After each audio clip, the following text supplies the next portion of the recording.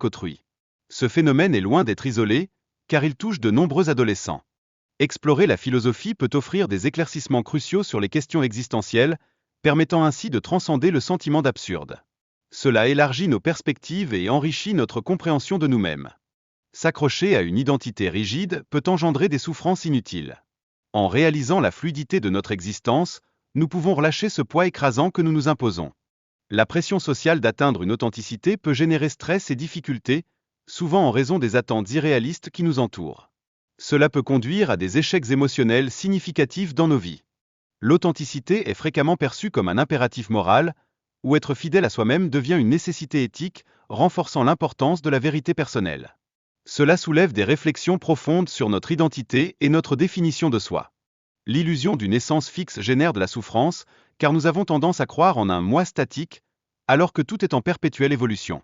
Reconnaître ce changement peut nous libérer des attentes irréalistes. La diversité de nos tendances internes peut engendrer des conflits intérieurs, provoquant des sentiments de souffrance. Souvent, nous vivons des chocs émotionnels sans en saisir l'origine, ce qui complique notre compréhension de nous-mêmes. Nous ne sommes pas statiques. Nous changeons en fonction des circonstances, ce qui met en lumière notre nature multiple. Cette richesse d'expérience enrichit nos vies, tout en compliquant notre quête d'authenticité. La société nous impose l'authenticité comme un standard moral, une pression qui nous pousse à être fidèles à nous-mêmes, bien que cela puisse s'avérer difficile à réaliser dans des contextes variés. Le désir d'authenticité peut engendrer des comportements pathétiques, comme chez certains politiciens qui essaient de se rapprocher des gens tout en étant éloignés de leur réalité quotidienne. Cela soulève des questions sur l'honnêteté. La quête d'authenticité peut masquer nos véritables désirs et insécurités, entraînant malheur et difficultés dans notre vie quotidienne. Ce paradoxe soulève des interrogations sur notre nature profonde.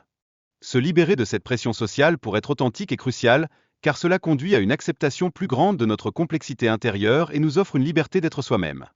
Paradoxalement, la recherche d'authenticité peut entraîner une forme de standardisation des individus, car en cherchant à être authentique, nous finissons par nous conformer aux autres dans une quête commune. Nos traits de caractère, qu'ils soient des qualités ou des défauts, ne nous appartiennent pas entièrement. Ils émanent des personnes qui nous inspirent. Ainsi, nous modelons nos comportements sur la base de nos interactions. La nature de notre personnalité est souvent influencée par des habitudes. Ces comportements répétitifs créent une illusion d'authenticité qui peut, en réalité, sembler fabriquée. Dans cette époque où la recherche de l'authenticité est devenue un devoir moral, un décalage intérieur se crée chez de nombreux individus. La pression pour être authentique peut ainsi engendrer une souffrance psychologique. Le concept de personnalité provient du mot latin persona, signifiant masque, ce qui démontre que notre identité se façonne à travers les rôles que nous endossons. Il est donc essentiel d'aborder ces rôles avec soin. Les apparences et les rôles que nous adoptons représentent la réalité à laquelle nous devons nous accrocher, car derrière ces façades, il n'existe pas de vérité absolue. Ces rôles détiennent une valeur qui dépasse souvent la vérité elle-même.